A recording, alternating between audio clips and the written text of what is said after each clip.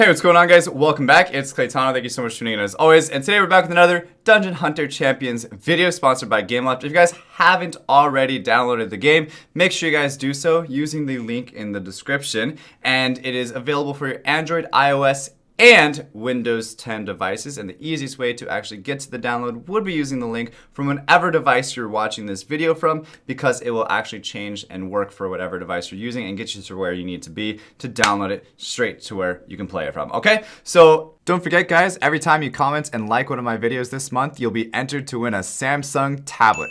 Just make sure you're subscribed to the channel and hit the bell so you're notified whenever I post a video, because the more videos you comment on, the higher your chances are to win. Good luck. Now that you guys got that taken care of, I have been going over the Update 3 patch notes for the past couple of videos now because there's so much that's involved with it. So let's just get right in for today's video and talk about the 5 vs 5 champion balancing. Okay, so we went over in the last video the 5 vs 5 changes to the actual gameplay, some bug fixes and stuff like that. Now we're going to talk about the champions that are different and how you can utilize some of the less used ones and potentially nerf some of the more overpowered, overused ones. Okay, like not fairy, basically.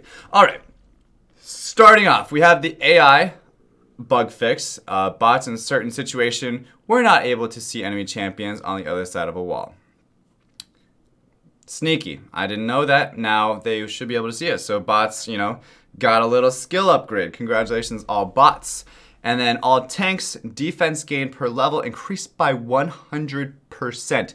Every single tank champion just got 100% increase on their defense gain per level. So they might be a little bit more tanky. They might be doing their job a little bit better, which I like that. I like that a lot. And it's crazy how they just say all tanks defense up 100%. I think that's like big. That's a big change. It's going to make a huge difference in 5 vs 5 for sure. The other thing that's going to make a huge difference in 5 vs 5 is the fairy change. I'm just going to say it's a fairy nerf. They're nerfing this thing. Maybe a little too much, I might say, but so far, like the nature fairy, the fairy that's used in 5 vs 5 has been extremely overpowered. You blink in, you silence it, you spin around, you hit him again a couple times, and then you blow him up with your thing. Trust me, it's like one-shot kills pretty much anything, even the tanks. And I probably would have still killed the tanks with 100% defense gain, probably. But basically now they changed it so the critical rate gain per level reduced from 4% to 2%. So you got half, 50% reduction. At level 15, critical rate is now 43% instead of 71%. Wow, that's huge. That's huge. 71% compared to 43%. That's almost what, 28%. Yes, that's 28%. Quick math, guys. 28% less. That's huge. That's huge. Okay, max health gain reduced from 400 to 275. It's nerfing. It's not only nerfing the damage, but it's also nerfing the tankiness of this specific champion. Tricky Wink, skill 2, damage reduced by 20%. You're gonna slice that thing off at the head. Skill 2, you're done, right? Arcane Nova, skill 3, is now dealing less damage per sphere. Scaling of the damage has been changed in order to make her weaker early game, but stronger in the late game. So she scales now based on her level. So at level 15, each sphere damage reduced by 10%. At level 4, each sphere damage reduced by 12%. So even still, it is a reduction of her damage even at level 15. She's not gonna do any damage, guys. She's gonna, I don't know. She's gonna be probably something that I want to test out. I would say she's not gonna be the champion that she used to be. I still think that she's going to have some type of use, but she's not going to be nuking people out just left and right and getting like 30 kills a game. It's just not going to happen anymore based on the amount that they nerfed her. But shout out to the meta team that works over at GameLoft there, because I really feel like, you know, sometimes games are too afraid to nerf things.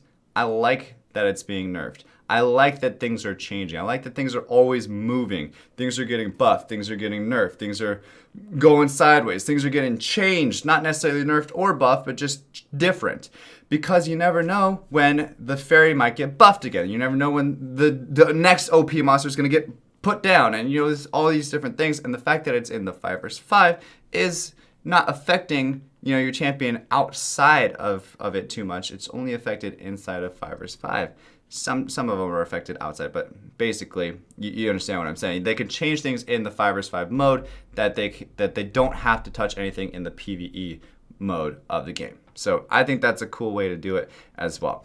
Astromancer fixed a bug where Galactic Ray skill 3 visual effects sometimes didn't appear. Bomber fixed a bug where Dynamite wasn't using the right damage equation. Basically was giving the effective enhancing the damage of the skill by 80%. Diva max health reduced by 20%. Sonic Pulse skill 3 damage reduced by 60%. Yeah, Diva is definitely another one of those monsters or champions that needed some type of nerf, change, something.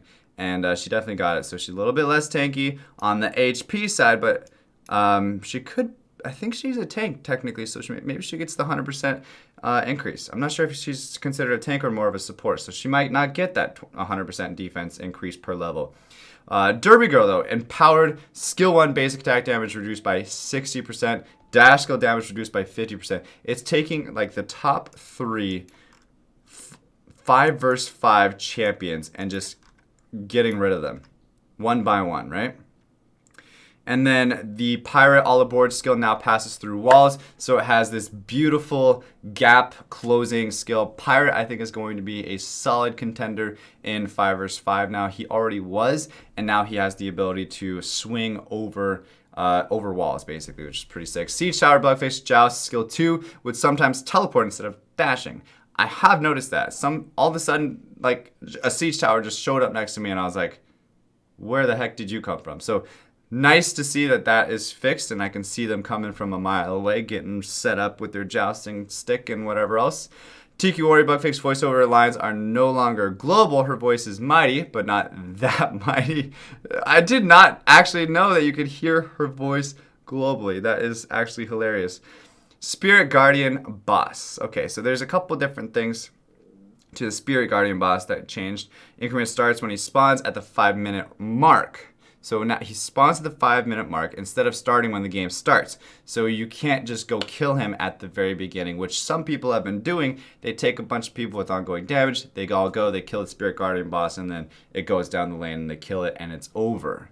So now that is not a possibility, which I am so happy that it changed. So you can no longer do that. It doesn't show up until 5 minutes in the game. Like I said, I think they're trying to make the games last a little bit longer, but still not take, an eternity to finish. Instead of starting when the game starts. So this means the Spirit Guardian spawns at level 1 instead of spawning at level 5. Starting health increased by 21% from 37,000 to 45,000. Max health gain per level increased by 108% from 720 to 1,500. Attack gain per level increased by 100% from 4 to 8.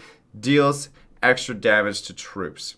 So this is when it's running down the lane for you. But the towers in the core are also something that I want you guys to look at as well, because it's changed. So damage reduction moved on all buildings. So there's no damage reduction, but it's been replaced with an increase in max health equivalent to the amount of damage reduction previously used. So it's making it the same. It's making it feel the same way. So it's just giving it a little extra health. It actually just seems like it's just health based instead of damage reduction minus the health base, right? So it's just the same. This change doesn't affect gameplay since tower. So it's literally, actually it hasn't changed at all. I went over all that whole thing and just realized this sentence here, this change doesn't affect gameplay since the tower are as hard as to destroy as they previously were. It's literally just changing everything. So. But yeah, guys, that's it for the champion updates for the 5 vs 5 and Dungeon Hunter champions. I will be back with a part 5 now to this update potentially.